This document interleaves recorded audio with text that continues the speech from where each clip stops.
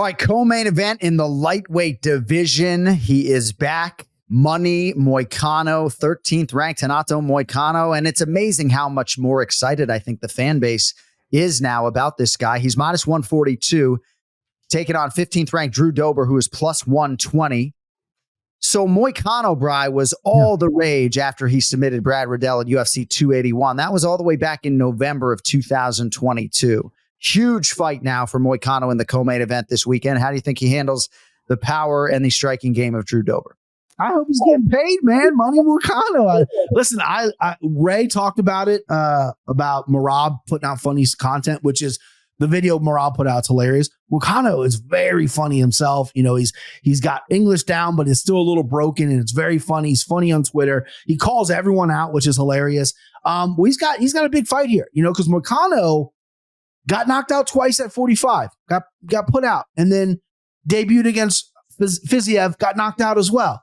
Got knocked around by Rafael dos Anjos, you know. So there's a little bit of a chin issue. And Drew Dober, all this guy does is knock people out. His last 7 wins are from knockout. I mean, I know people are sleeping on Dober a little bit because he's up and down a little bit. I was a better plus money on Dober, but Vegas is smart. So we're not getting that. But I'm all over Drew Dober here. I think Drew Dober wins this fight. Moicano, Drew Dober gets taken down by elite people, but he plays guard and then he stuffs the head and cage walks. He doesn't hip out and jump up, exposes his back. He might do that when he's desperate. Moicano's got a great rear naked choke. I don't see Drew Dober exposing himself when he's on the ground too much. I don't think Moicano's wrestling is all that good. He sets up his wrestling very nice with the striking, but Drew Dober with that bulldozer of a head, you know, he's got a refrigerator head, can take those shots. He can give shots, and I like him by knockout here. I like him stunning this crowd here. Again, I wanted a juicier number on Drew Dober, but I'm going Drew Dober. Plus 120 is fine by me, but I'm going underdog here. Kenny, if a criminal had to be killed with one punch, I think I probably send Josh Emmett in there over Drew Dober, but I think Dober has a lot of similar qualities at lightweight. When you see some of the consequences on the other side of Emmett's power, it's like these guys are really concussed. And Drew Dober, I think, has that similar, you know, one punch, really scary threat here. What are your thoughts on this co-main event as Moicano tries to make a real statement here against Drew? I think you're on mute, brother, but we love your fucking mustache. I'm sorry. I got some landscapers over here. I can't keep it off for too long. So listen, I think that this is an interesting fight. I see it a little bit differently than Brian. I do know that Dober, no question about it, is very dangerous. You know, he has the ability to put you out with one shot, especially with his hands. When he gets into a rhythm, he also is very clean with his Muay Thai as well when he's getting on with his combinations, as opposed to just looking for that one big shot. What worries me about Drew is sometimes he gets a little bit too reckless, and you can get reckless with some of the other guys that maybe you faced in the past. Let's say like a Ricky Glenn, right? I'm looking at his fights right now, a Bobby Green, a Rafael Alves, Terrence McKinney. But I don't know if you can get away with that against someone like Moicano, who is very dangerous as well. This is a guy that hits hard as well. I think he's got the better submission game as well. I think being the taller, longer guy can pose some problems for Dober, who really does his best work in tight. When he gets into that boxing range, when he's in close, that's when he can rip the body, go upstairs, land those big shots. But I think that Moicano sometimes has a tendency of getting reckless. So this is why it's very interesting. I've seen some improvements in the game of Moicano. I like the fact that I think he's a little bit more durable at 155 pounds than he is at 145 pounds.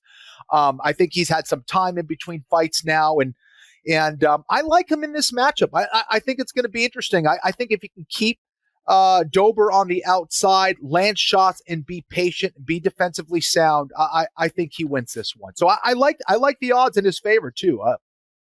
I think I definitely see some good value on Moicano. Money Moicano has dealt with some injuries too. He was to face Arman Sarukian April 29th of 2023, but he was forced to withdraw. And he did say on our shoulder program, remember the show with Bilal Muhammad and Jason Anik on the Anik and Florian podcast YouTube channel, that he learned to swear from playing Call of Duty. And man, nice. That guy knows his fucking way around an F-bomb. Does he not? That's funny. Does he not? Nice. By the way, all clips from this program can still be accessed on the old channel, Anik and Florian podcast. That includes our exclusive interview with the new middleweight champion, Dracus du Plessis. But we would love if you would join us over on the DraftKings YouTube channel as well. Subscribe and watch full-length episodes over there. It would really help the program. Anyway, poll results, main event matchup in middleweight, 11th ranked Nasruddin Imavov, minus 166. Number 8, Roman Dolidze is plus 140, and 62.5% of you like the underdog Roman Dolidze. Huge year for the middleweight division, obviously, to begin things. Belt on the line earlier this month, and now another headliner in this division. Imavov's last win, Bry, came all the way back in 2022 against Joaquin Buckley. Lost a main event unanimous decision to Sean Strickland last January, a night on which he was supposed to face Kelvin Gastelum. Then, of course, the no contest against your guy, the king of combat, Chris Curtis, due to the accidental clash of heads. That was UFC 289 last June. Now he draws the hard-nosed Georgian Roman Dolidze. Who do you have in the main event? So I love when a main event or any fight stumps me, right? I'm like, what side am I? This is it. This is 50-50 in my mind. I reached out to my guy, Chris Curtis, who I was talking to earlier this week. He trained with Dolidze, has trained with Dolidze, and fought Imavov. So I said, who we got here? He didn't give me a firm answer. He just says Imavov surprised me. All right. I let it go the first time. I mean, hang on. It's not on Imavov. The sniper Imavov. Listen, I messed up the first time. If there was an edit button, we could edit it out. I kept going because I'm professional. Right, you are. All right. Listen, Nasruddin, I'm just going to go with that because fuck it, Jay.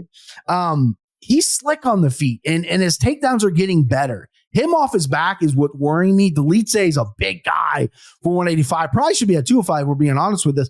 And he's cocky down there. I still remember him looking in his cornerman back-to-back fights going, you want me to take his leg?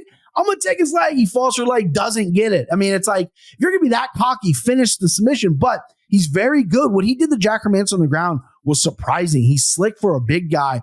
Covered in hair, and it's just a big gorilla, punches hard. The Marvin Vettori fight, we all split hairs. Who won that fight? Who really didn't win the fight? But what it comes down to me is both these guys have struggled with cardio. I think Nasruddin is cleaner. I think Dolidze is more powerful, has more ways to win on the ground. But I don't see Dolidze going 5 rounds. I think he's going to try to get him out of there in 2 rounds. I think if he can't do that, he's in a world of hurt. Imavov has went 5 rounds before with the former champion Strickland. Slowed down a little bit, but got a second win. Didn't get finished. Landed over 100 strikes himself. I'm going with Imavov, and I'm not looking back. All right. And Cody, please remind me the next time Rafael Fiziev fights, I'd like to run that back on the pronunciation of the week. All these fucking Fiziev guys out there. Fiziev. Kenny, the Georgian Roman Dolidze, I like how this episode has come full circle talking about hairy men. He had won 4 straight before dropping a decision to Marvin Vettori at UFC 286 last March. Was going to fight Derek Brunson. Then he had a fight booked against Jared Cannonier, who tore his MCL.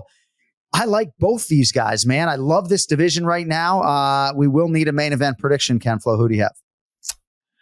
Yeah, I think that Brian did a good breakdown there. Dolidze can be very dangerous on the ground. There's no questions about it. He does have the ability to kind of submit you pretty quickly when he's on his game. I also think he's gained a lot of confidence in his striking, especially when he's moving forward. He's not the kind of slick style of like evade and counter similar to Imavov, but he is very powerful and he moves forward well. Gets his head out of that center line, lands some heavy shots, and that's where Imavov has to be careful. Imavov's volume can be a problem. When he waits for the perfect counter, that can be a problem. When he's getting taken down, that can be a problem. And when I'm looking at this, I just see it being a little bit, there's a little bit too many problems the way of Imavov.